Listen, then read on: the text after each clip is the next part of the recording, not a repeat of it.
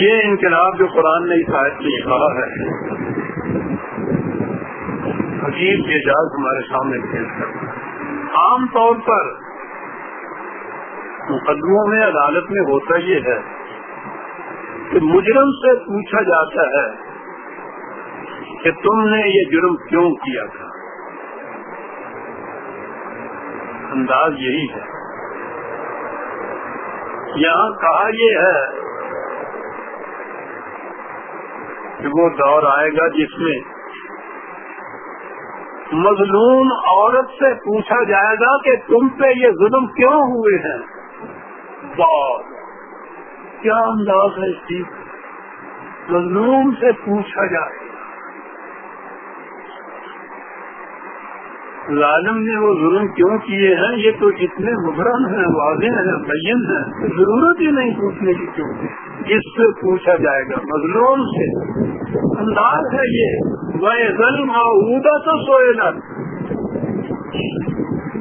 اس مظلوم سے پوچھا جائے گا کہ بتاؤ بِأَيِّ ذَنبٍ قُتِلَتْ، کس جرم کی پاداش میں تمہیں ذبح کیا گیا۔ عورت سے یہ پوچھا جائے گا، یہ دور آئے گا۔ اور میں دیکھ رہا ہوں وزیر اعظم، میں تو وجد میں آ جاتا ہوں، میں سمجھتا ہوں کہ معلوم نہیں ہے ایسا کرنے والوں کو۔ عورتوں کا کمیشن بٹھایا جا رہا ہے اور ان سے کہا جا رہا ہے کہ خود تم تحقیق کر کے بتاؤ کہ تم پہ یہ کچھ کیوں ہو رہا ہے۔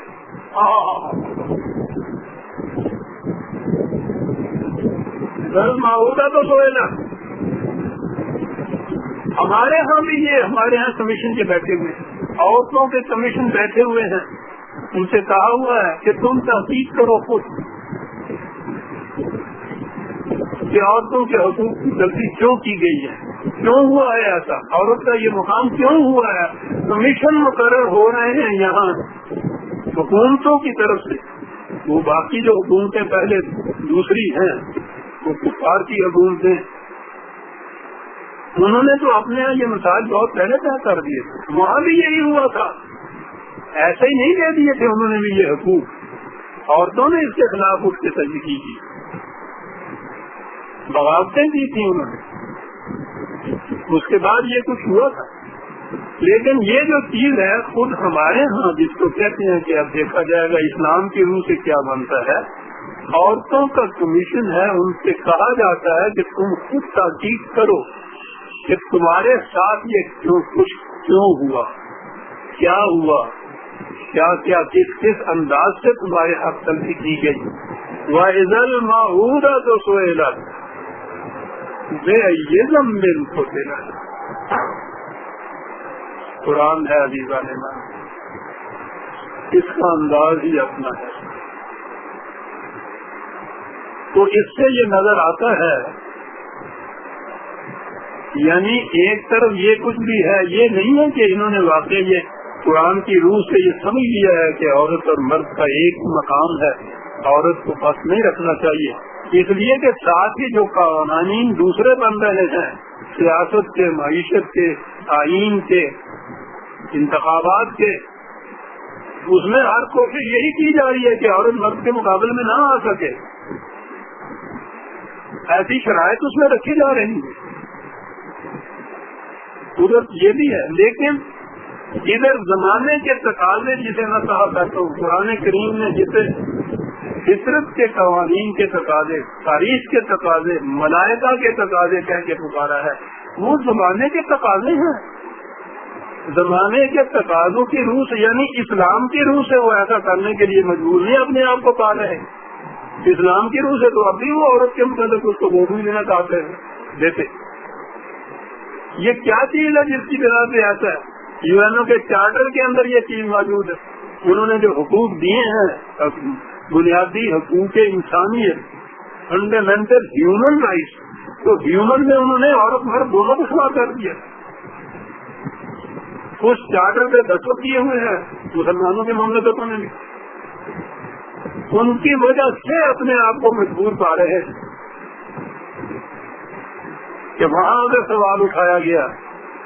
کہ یو این کے چارٹر میں جو حقوق دیے گئے ہیں عورتوں کو مردوں کے برابر، تمہارے ہاں اس پہ عمل ہو رہا ہے یا نہیں ہو رہا، وہ مجبوری ہے اس کی بنا پر ایک کمیشن مقرر ہو رہے ہیں یہ تحقیق کرنے کے لیے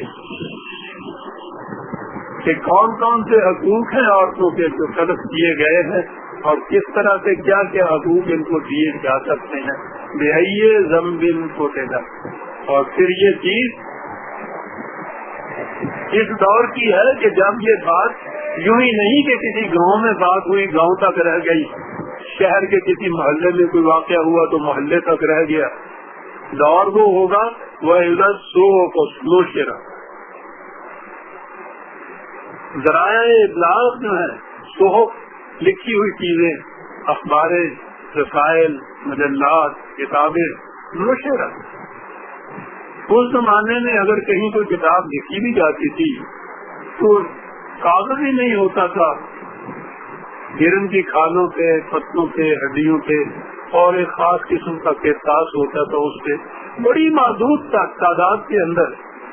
کتاب جو تھی وہ لکھی جاتی تھی۔ اگرچہ قرآن کا اعجاز اس زمانے میں بھی ایسا تھا کہ ذرائع اتنے محدود تھے کتابت کے، اشاعت کے، لیکن تاریخ بتا رہی ہے حضرت عمر رضی اللہ تعالیٰ عنہ کے زمانے میں قرآن کے قریب 1 لاکھ نسخہ عالم اسلام میں اس زمانے میں موجود، اتنا شوق تھا قرآن کے ساتھ مسلمانوں کو۔ بہرحال کہا یہ کہ یہ دور وہ آئے گا کہ جس میں پھر یہ باتیں یوں ہی محدود طبقے میں نہیں رہیں گی، بلکہ یہ ذرائع ابلاغ، صحیفے، اخباریں، مجلات، کتابیں نشر عام پھیل جائیں گی یہ چیزیں۔ اس لیے اس زمانے میں پھر مظلوموں کو دبانے والے جو ہیں ان کے لیے یہ بھی مشکل ہو جائے گی کہ بات بڑی عام ہو جائے گی، پھیل جائے گی۔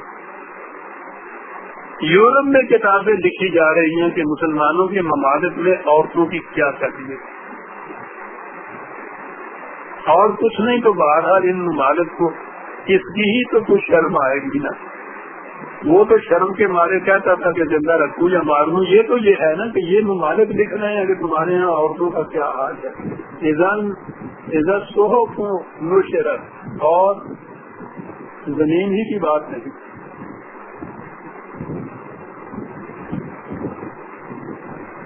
بلکہ کیفیت یہ ہوگی کہ وَإِذَا السَّمَاءُ كُشِطَتْ، کشطت خشطہ ہوتا ہے نقاب کشائی کرنا، اسی پر پڑے ہوئے پردوں کو اٹھا دیں گے،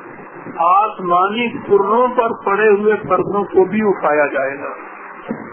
قرآن 1400 سال پہلے کہہ رہا ہے عزیزان من، 150 سال پہلے بھی کسی کے ذہن میں نہیں آ سکتا تھا کہ یہ فضائی کرنوں پر پڑے ہوئے پردے بھی اٹھائے جا سکتے ہیں۔ پورے سمجھ میں نہیں آتی تھی کہ یہ کیا ہے۔ ہمارے ہاں تو اب تک یہ بات چل رہی ہے، وہ مدینہ منورہ کے وہ یونیورسٹی کے چانسلر کہہ رہے ہیں کہ جو یہ کہے کہ زمین گھومتی ہے وہ مرتد ہے، اس کی سزا موت ہے۔ فضائی کروں کے متعلق یہ چیز اس دور کی یہ بات، اور کیا انداز ہے کہ ان میں کیا کیا جائے گا۔ عدم تحقیق کی روح سے جو ان کے اوپر پردے پڑے ہوئے ہیں، لفظ ہے کوشش ہے، یہ ایسے نقاب کشائی کرتے ہیں نا ہمارے، ان پر پڑے ہوئے پردے اٹھائے جائیں گے تو بات یہ زمین تک ہی نہیں رہے گی۔ شادی نے تو یہ چیز لگا سمجھنا ہی کہی تھی کہ تو سارے زمینہ لکھو ساکشی کہ نیز آسمان کے بعد آسمان نیز برداشت کی، کہ زمین کے سارے معاملے سواتوں کا ہے تو کہ جو اب آسمانوں کی سوچ رہی ہے تمہیں، ٹھیک بات ہے۔ ان قوموں نے بہرحال اپنی اپنی قومی دائرے کے اندر تو زمین کے معاملے سنوار ہی دیے ہوئے، اپنی قوم کے دائرے میں، جہاں دوسری قوموں کے ساتھ واسطہ پڑتا ہے وہ اسی طرح کے وحشی ہیں جس طرح کے وحشی آج سے 1000 سال پہلے کا انسان ہوگا، لیکن بہرحال اس کے باوجود انہوں نے آسمانی کروں پر پڑے ہوئے پردوں کو بھی اٹھانا شروع کر دیا. دور وہ آ گیا ہے جس میں قرآن کی یہ چیز